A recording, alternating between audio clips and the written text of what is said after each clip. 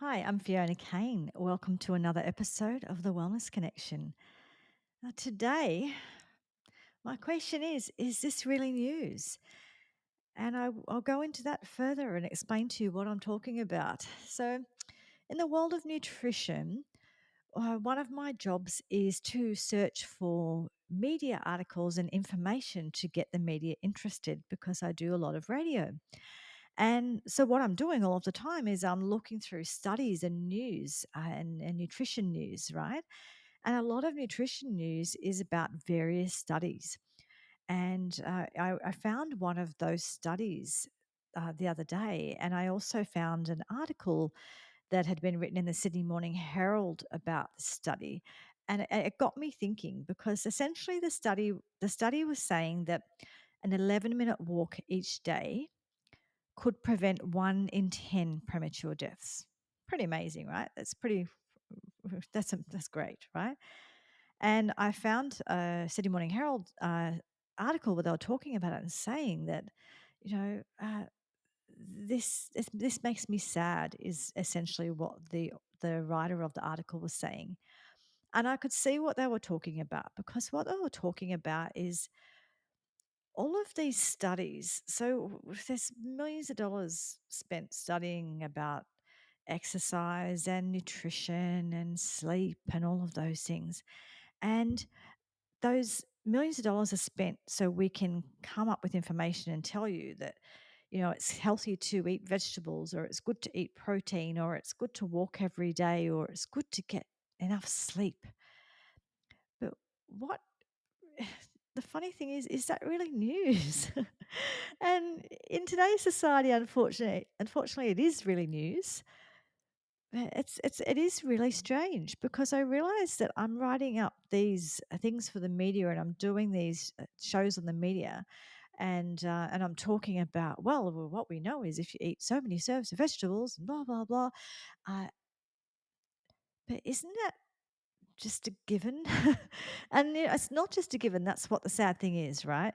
The sad thing is that what once would have been intuitive, what once would have been something that was just passed down, when you were born into a certain tribe or a certain village, there was just certain ancestral knowledge in that tribal village, and they knew what health looked like, and they knew what to do. I'm not saying that there wasn't other issues with things like infections, and people died because it wasn't as safe because there was so many people doing such physical work now that we've got lots of machines doing. So I get that there were other issues at that time. So I'm not kind of making out that, oh, the olden days everything was wonderful. That's not true. There can be several things true at the same time. But what I am referring to is that once upon a time, first of all, once upon a time, the only food that was available was food that was local and seasonal and real, because that's all there was. And wherever you grew up, you were into eating your ancestral diet and you were eating real food. You were moving your body because we didn't have all the machines doing everything. So you actually did have to go out, and whether it was you had to milk the goat or the cow, or whether you had to tend to the garden, to the to do the ploughing, or whatever it was, or whether or not you had to deal with the olive trees or the rice paddies or whatever it was. And we didn't all have cars, and we didn't all drive into jobs where we sat down all day in front of computers, and we also, you finished your day at a certain time of day and it got dark, and it naturally got dark. And so your body got used to a circadian rhythm, a certain cycle, that it's daytime at this time, it's nighttime at that time. Whereas now I've got this ring light in front of me, and I could put that on at 1 in the morning and record this podcast if I wanted to. And the problem is our circadian rhythm is getting mucked up because our body doesn't know, is it daytime, is it nighttime? So that's, it's messing up our hormones. Um, but we're not made to be not moving. We're not made to eat food like products, or have a lack of nutrition. We're not made to live on 4 hours sleep a night and spend all of our time gaming or in front of computers or in front of devices or scrolling, all that kind of thing. We're just not made for that. And so we're doing all these studies tell us that we're not made for that. But is there some at some level, don't we know that? Or should we know that? And I'm not even saying it in a judgmental way because I honestly didn't really know it until I got sick and then I knew it. So I'm not saying it in that way. But I think that the person in the Sydney Morning Herald was right. It is sad. It is sad that, that eating well, moving your body, sleeping, being good for you is news. Like it's actual news. And it's not just an inherently understood thing. It just blows my mind, Um, and things like we've got when you go shopping, there is a health food section or a health food aisle or a health food shop.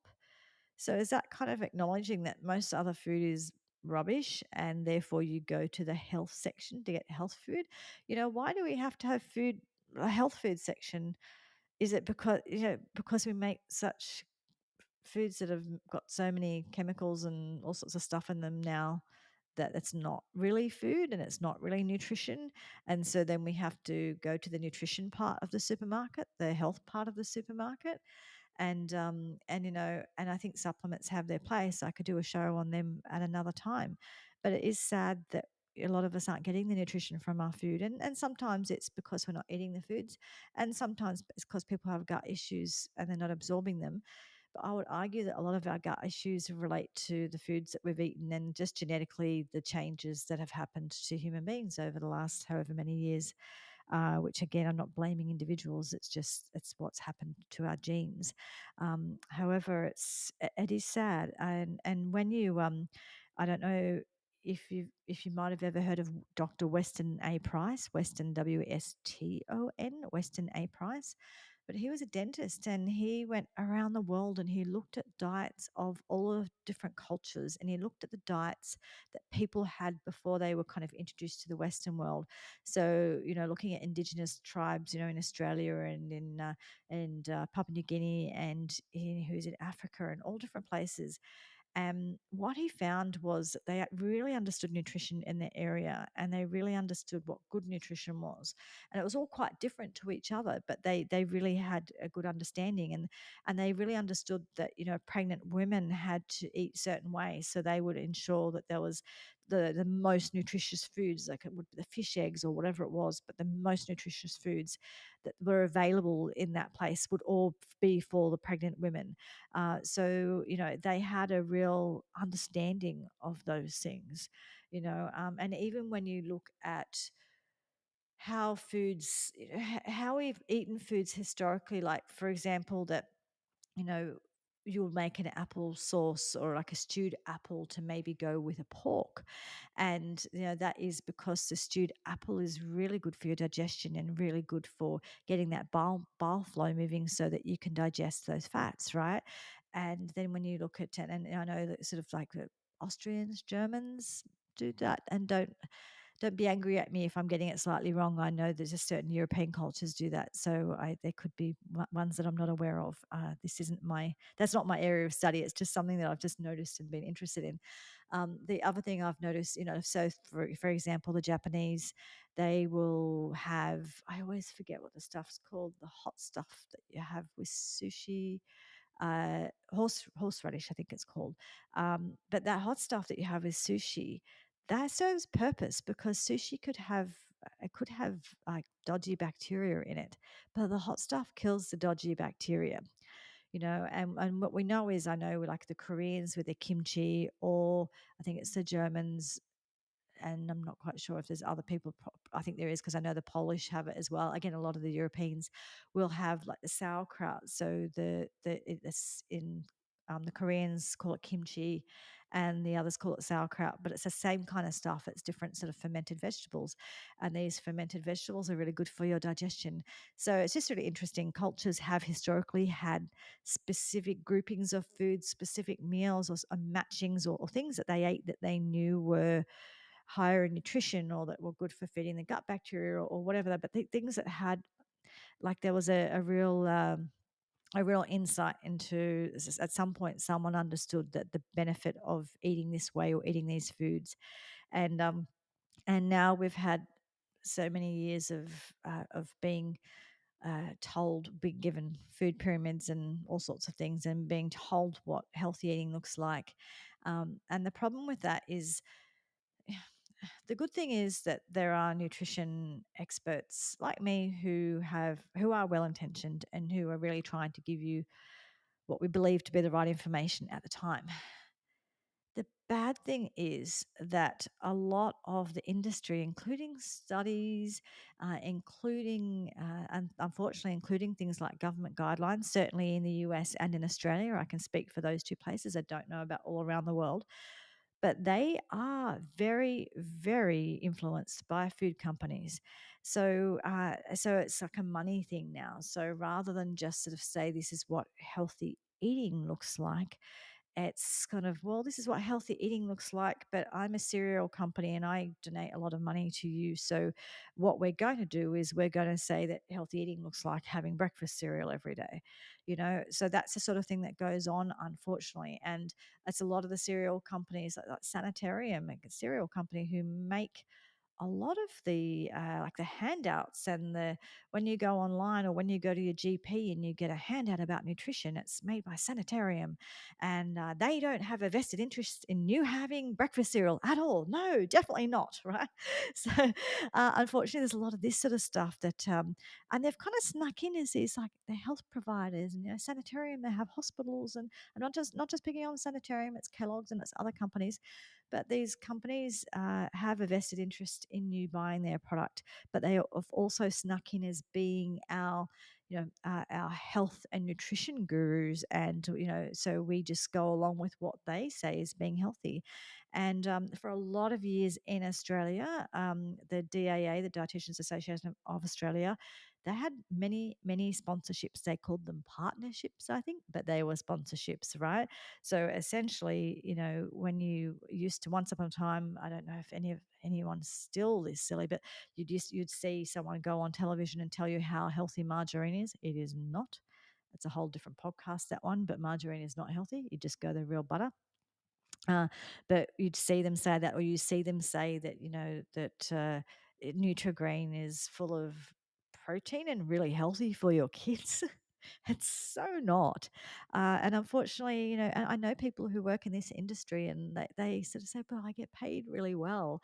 And so they're nutritionists that get paid to make told stories about how healthy, breakfast cereals and things like that are.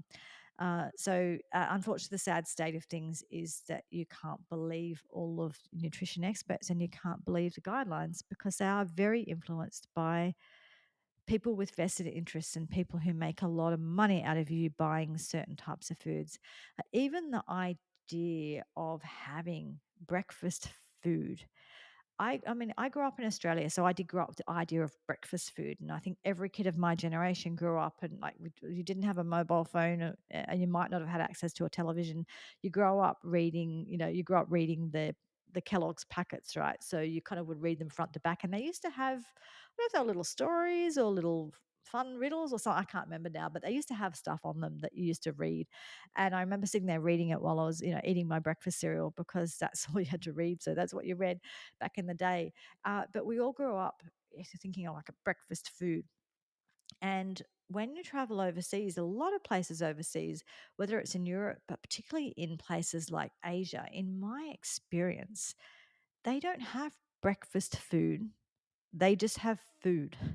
And they eat the same thing at breakfast that they eat at dinner, that they eat at lunch, whatever. They eat the same kinds of things, but they don't have breakfast food. So even just things like that breakfast food is a category created by food companies who want to sell you a specific type of food, right?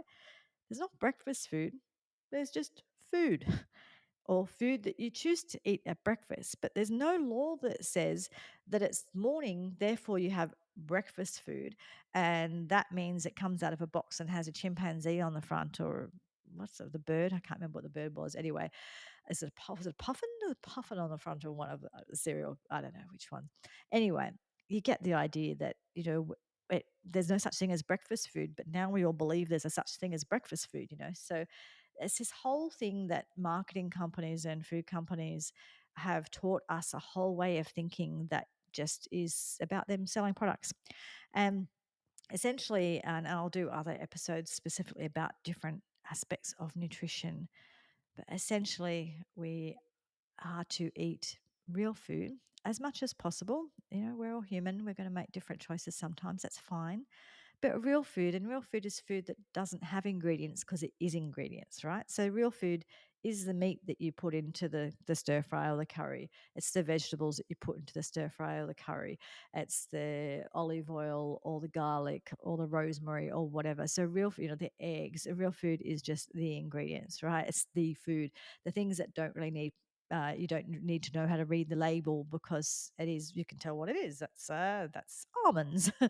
That's an apple.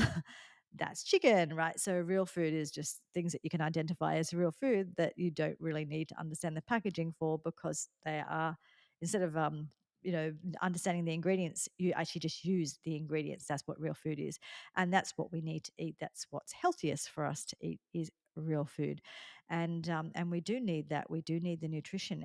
Our body breaks down cells all the time and has to make new cells, including bones. And sometimes people get confused about this. This could be a whole episode too, but people get confused about bones. We somehow think that you have the bone that you have and it's going to stay that way forever. But no, our bone breaks down and you make new bone, and it breaks down and you make new bone. And if you're not eating well, you can't do that. If you're not moving your body, you also can't do that. We are not made to be still. We are made to move. We are made to lift heavy things, to lift weights. That is part of how our human bodies work.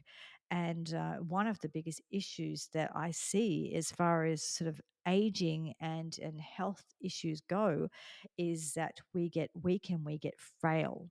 And when we get weak and we get frail, we're open to a whole bunch of new problems and new issues. So it is really, really important that we understand that we need to sleep at night, we need to move our bodies, and we need to do some sort of weight bearing exercise, some sort of weights, some sort of lifting. And we also need to get good nutrition. And we need all three of those things. They are really important. They might look different for different people because different people have different levels of ability and all of that stuff. Again, none of this is a judgment on anyone or saying that everyone has to do exactly the same thing or everyone can do exactly the same thing. However, we do need to understand that we are human beings and we are in human bodies, and that is what they need. And we need to work out for ourselves what that looks like or get the help, whether it's from me or whether it's going to a personal trainer or whoever it is. We need to get that advice and we need to actively take care of our bodies. And the sad thing is, you can't always rely on things like studies and a lot of stuff is sponsored and a lot of stuff there's vested interests, even just the whole nutrition thing. It's a complicated and long story, but essentially the people who came up with the initial food guidelines 100 years ago that came out with the idea of having breakfast food, and the idea that we should avoid meat and avoid eggs and just eat cereal, that kind of stuff. That actually came from Sanitarium and Kellogg's over 100 years ago. And it's important to understand that I think his name was John Harvey Kellogg. I'm pretty sure he was a Seventh day Adventist, and Sanitarium are Seventh day Adventists. No offense against people of any religion. I respect people practice whatever they believe, that's fine. However, they are vegetarians for religious reasons. And they pushed that whole vegetarian thing on everybody as the be all and end all, that it was right for everybody, and that eating eggs or eating meat or any of that stuff was bad and evil. It started there with people who believed that for religious reasons. Now, I'm about science. Religion is one thing, practice your religion, do what is right for you. However, as a nutritionist, I discuss these things from a science point of view. And the whole anti eggs, anti meat, everyone should have breakfast cereal instead of eggs, and meat is bad thing. is based on very, very flawed and flimsy science, to say the least. And that is a whole other episode on its own as well. And I probably need to go into that a whole lot further. However, it's just to understand that the whole creation of guidelines around nutrition came from people who were very anti meat for religious reasons. And they were, there was another aspect of it as well. They were part of the temperance movement, and the temperance movement, was sort of, it was about kind of stopping alcohol in homes, but also the other thing, I'm just trying to think of a way of saying this delicately. What they believed is they believed that if you ate meat, it gave you, let's just say, animal urges. And so they thought that we should stop letting people eat meat. Whereas if you ate something like bran, that was good for your bowel, and that was going to ensure that you were upright, upstanding citizen, and you weren't going to have animal urges, right? So essentially, that is where those guidelines came from, and they haven't changed as much as you think that they should have. Um, they haven't really changed at all. And for other religious reasons now that I won't go into in today's podcast, uh, we're still preaching a lot of the same stuff, just for different reasons. So just be really, really aware that I think the healthiest diet is the diet that works for you. It is one that contains whole food and real food and lots of nutrition that can look different for different people, and that is fine. We all do need to move our bodies, and we need to focus on sleep as being the foundation for good health. That is a really important part of things. And so, if you want to activate your life force, they are the things you need to do. You need to move your body so that you have healthy bone, so that you have muscle, so you're not frail, and you do stay capable and functional and independent. And of course, moving your body helps with about a million other things, and it helps with your mood, and it helps with your energy, and all of those things. So it's really, really important that we understand we need to sleep well, we need to move our body, and we need to eat well. And they are the foundations. Now, where you go from there, or what variation of that works for you, that is totally up to you. You can choose what works for you and what works for your body, and maybe what you believe in based on your religion, or a whole bunch of other things. That is fine. But when you are looking at health and nutrition, uh, please approach it from a science point of view, at least from the point of view that making sure you get the right nutrition and that you're doing the right movement for you. Going back to sort of where we started, yes, it is sad that telling people that eating well, moving their body, or getting enough sleep is news. And is something that we need to study, and something where I, need to get on the radio and explain that, well, we did a study of 50,000 people, and now we know that we need to eat enough protein. But we know that. And, it's great to have the studies, because from a nutrition point of view, sometimes we get discounted, and I understand why we get discounted, but nutrition is so powerful when it's done right. Nutrition is so powerful for our health. And when families and communities and people do it right, it works really, really well for them. I understand why we want studies. I understand why we want that information. And I do report on that information because I think it is important. And it's a way of just getting nutrition in people's minds, and nutrition in the news. So I get all of that. I'm supportive of all that. But I do think it is sad uh, that it has to be news, that we don't have that kind of intuitive sense of those things anymore, because we get so many mixed messages, and we've had years and years and years of, this is a whole other podcast too, but of being disconnected from our bodies for a whole bunch of reasons. And because we're not connected, and because we're so busy, busy, busy, we don't we're not tuned into that intuition anymore. And telling people that going for a walk will help them live longer, or eating well, sleeping, all of those things is news. Yeah, it's sad that it's got to this point, but that's where we are. I'd love to hear your thoughts on this too. And again, throughout this podcast, when I'm talking about various topics, None of it's meant to be a judgment, not at all. Maybe a judgment on some people who make a lot of money out of adjusting the guidelines to suit themselves, but it's certainly not a judgment on the individual. You don't know what you don't know. And unfortunately, when we get mixed messages and when we've had many generations of people that haven't found nutrition to be important and have been given mixed messages on things and told that fat is bad and all of that kind of stuff, which is all wrong. Uh, that's what happens. Again, I think I just came up with about 6 things during this podcast that could be other episodes. And over time, I will explore all of these different topics. I'm not going to do all of these podcasts on my own. I do have some guests planned in the future as well. So it won't just be listening to me drone on. Anyway, it is a sad state of things when we do have to report on looking after your body is good for you. Who would have thought? But unfortunately, that's where we are right now. That's just the state of things. Anyway, I hope you really understand this, or this has sort of shone a light on the fact that maybe you haven't paid much attention to this stuff, and then maybe it's a good idea because these things should actually just be what we do. It should come naturally. Anyway, I hope I hope you got some value out of that. I would love to hear how you feel about it, and I'll talk to you next time. Thanks for joining me. See you next time. Bye.